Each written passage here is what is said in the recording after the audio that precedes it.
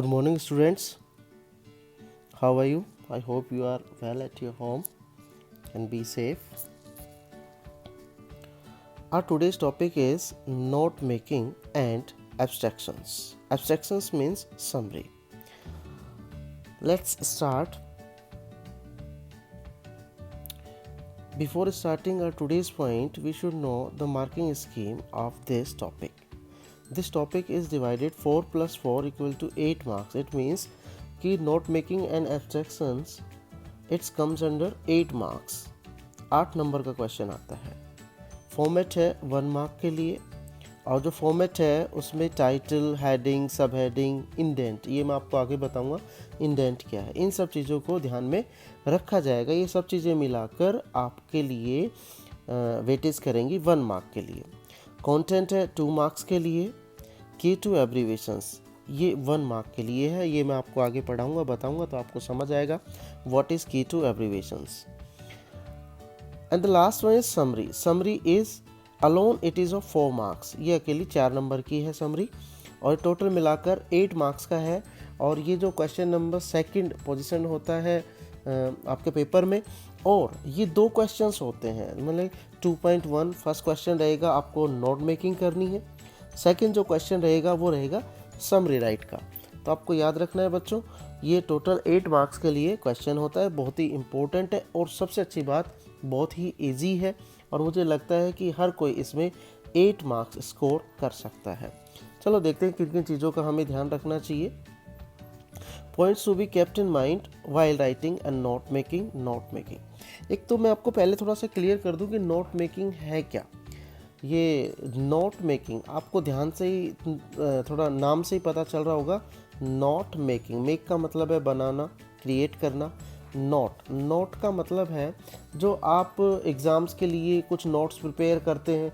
जब आपके पास इतना टाइम नहीं होता है कि आप सब कुछ पढ़ सकें, तो आप कुछ पॉइंट्स याद करते हैं, उनको पॉइंट्स में बना लेते हैं. जैसे फिजिक्स, केमिस्ट्री, मैथ्स के आपके पास नोट्स होते हैं, उसी म्यूज़िक के नोट्स होते हैं. ये वैसे ही एक कंप्लीट आपको एक पैसेज मिलेगा, उसमें से जो इम्पोर्टेंट जो पॉइंट्स हैं उनको कलेक्ट करना सिस्टमेटिक वे में, वही नोट मेकिंग है. तो फिर भी चलो एग्जाम्पल से हम समझ में आएगा. तो अभी पहले देख लेते हैं क्या है. Points to be kept in mind note making. Note making के सिर्फ मैं अभी पॉइंट्स आपको बता रहा हूँ, किन किन चीज़ों का आपको ध्यान रखना है. समरी के लिए आगे बताएंगे. Note should be short and to the point. इस बात का ख्याल रखें कि आपको नोट्स जो लिखने हैं वो टू द पॉइंट लिखने हैं और शॉर्ट लिखने हैं, छोटे लिखने हैं. ये नहीं कि आपको सेंटेंसेस मेकिंग करनी है, नहीं, शॉर्ट में लिखने हैं. This should be written in points only. इनको सिर्फ पॉइंट्स में ही लिखा जाना चाहिए, नॉट फुल सेंटेंसेस. अगर आपने पैसेज को पैसेज की तरह ही रख दिया तो फिर आपने नोट्स कहाँ बनाए. तो आपको तो सिर्फ इम्पोर्टेंट पॉइंट्स ही उसके अंदर नोट डाउन करने हैं. This should B put one below the other and number properly. इस बात का आपको ख्याल रखना है कि आपको जो पॉइंट्स हैं, जो आपके नोट्स हैं, मैं आपको आगे बताऊंगा, आपको उससे समझ आएगा, वो एक के नीचे एक लिखते चले जाना है और उनकी जो नंबरिंग है वो प्रॉपरली करनी है. वो मैं आपको आगे दिखा रहा हूँ. This should have all the important and relevant information contained in the passage. और जो पैसेज के अंदर जो इन्फॉर्मेशन दी गई है उससे जो जुड़ी हुई जानकारी है और जो इम्पोर्टेंट है वो सारे पॉइंट्स आपको बनाने हैं, लिखने हैं. यानी कि जो नोट मेकिंग है उसमें वो जो पैसेज के अंदर जो एक्स्ट्रा चीज़ें हैं वो नहीं, जो मेन पॉइंट्स हैं उनको आपको इकट्ठा करके इन्फॉर्मेशन को कलेक्ट करना है. मीन्स कि जब नोट्स को कोई भी नोट्स को पढ़े तो उसको पता चल जाए कि हाँ ये इसके बारे में पैसेज रहा होगा और वो सब का एक जैसा ही रहता है. हाँ, हालांकि पॉइंट्स आपके अलग अलग हो सकते हैं. सभी का नोट मेकिंग, अगर मैं किसी चैप्टर का या किसी भी पैसेज का नोट मेकिंग करता हूं तो मेरे पॉइंट्स अलग रहेंगे, आपके पॉइंट्स अलग रहेंगे, लेकिन जब उनसे एक स्टोरी बनाई जाएगी तो वो सेम रहनी चाहिए.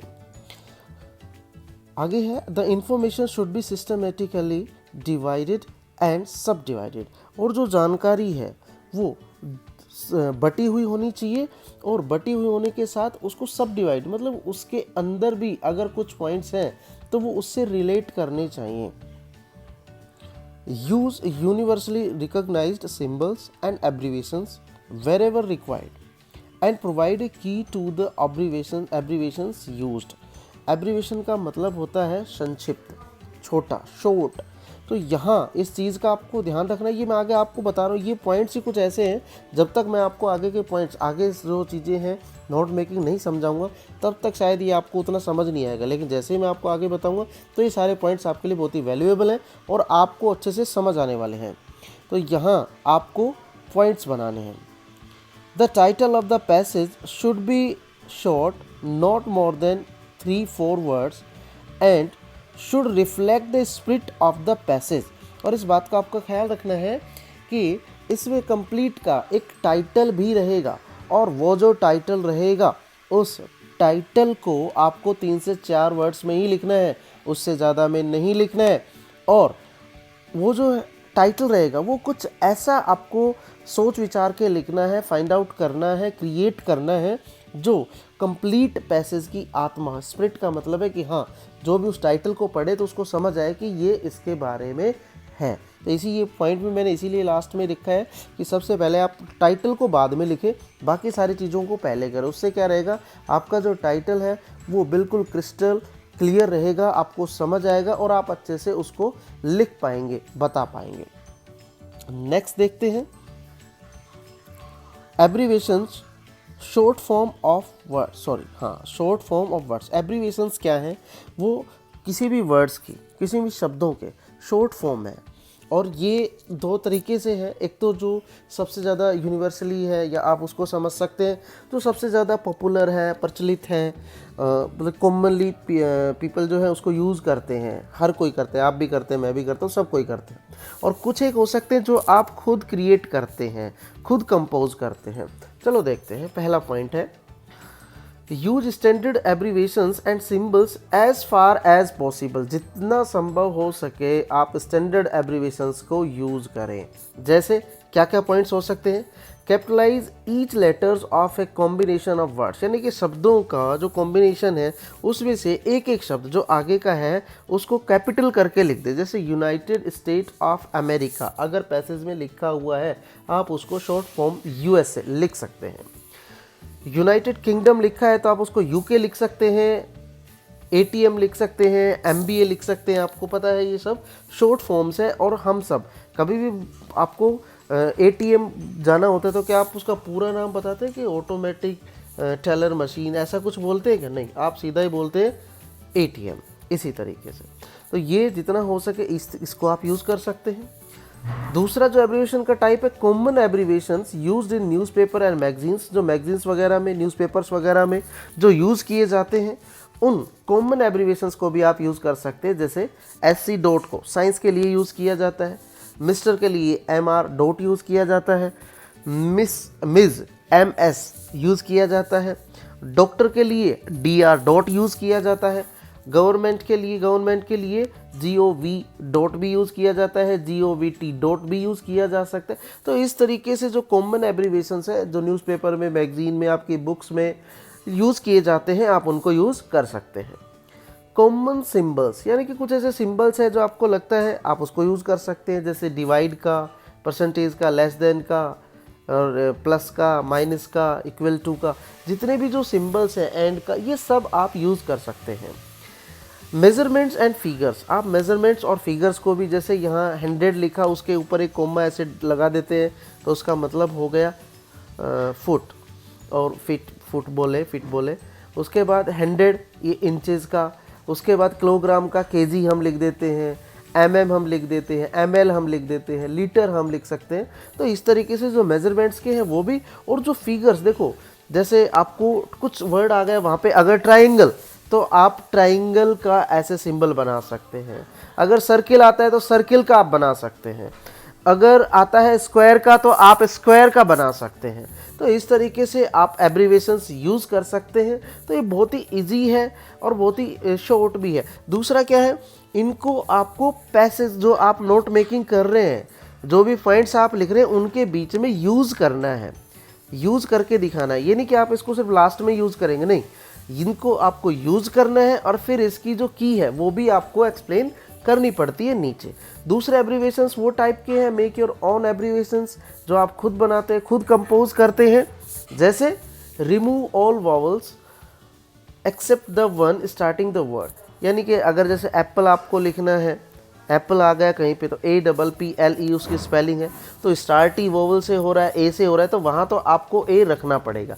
अदरवाइज उसके बाद में कहीं भी वोवल साउंड आते हैं AEIOU, तो आप उसको बीच में से हटाकर जो बच जाता है वो आपका एब्रीविएशन के लिए यूज़ किया जा सकता है। जैसे मैंने यहाँ पे लिखा MMRY, वैसे आप देखो MEMORY, मैंने यहाँ से E हटा दिया, O हटा दिया, बाकी जो बच गया MMRY, इसको मेमोरी पढ़ा जा सकता है जैसा कि उसका साउंड है उसी की तरीके से।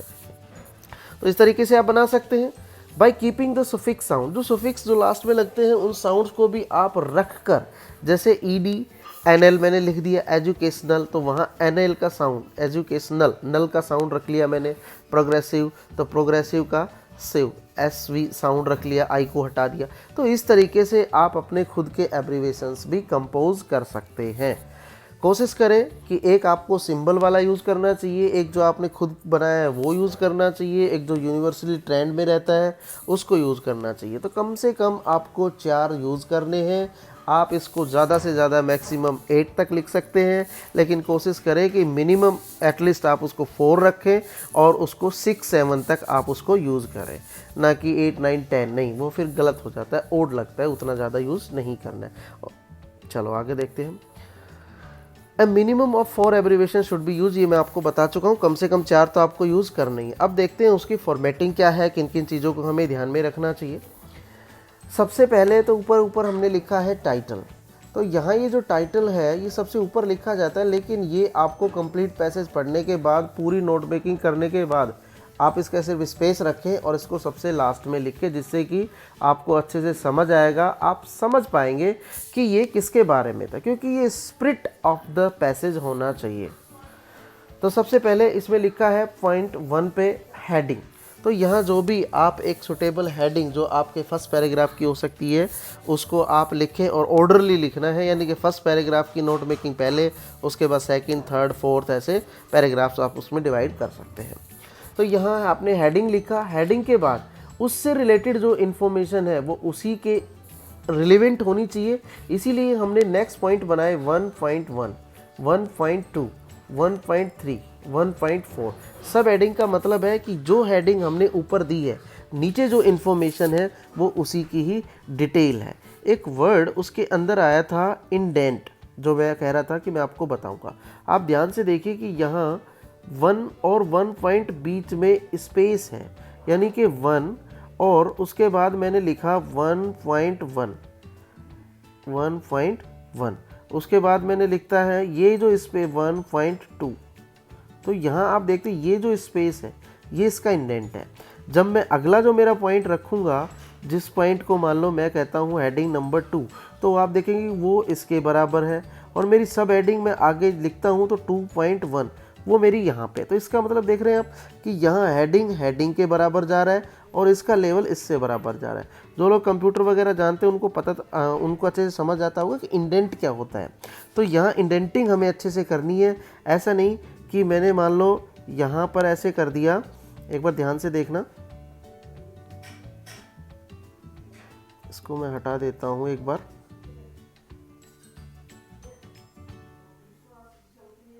आप ध्यान से देखो कि मैंने मान लो यहाँ रखा, हेडिंग है मेरा 1, और उसके बाद में मैं यहाँ पे 1.1 नहीं लिखूँगा, और फिर आगे जाके अगर मेरा 1.4 तक मान लो मैंने लिख लिया, तो आगे फिर मुझे 2 यहाँ नहीं लिखना है, तो ये गलत हो जाएगा। यहाँ क्या है, हमें प्रॉपर स्पेस का यूज़ करना है।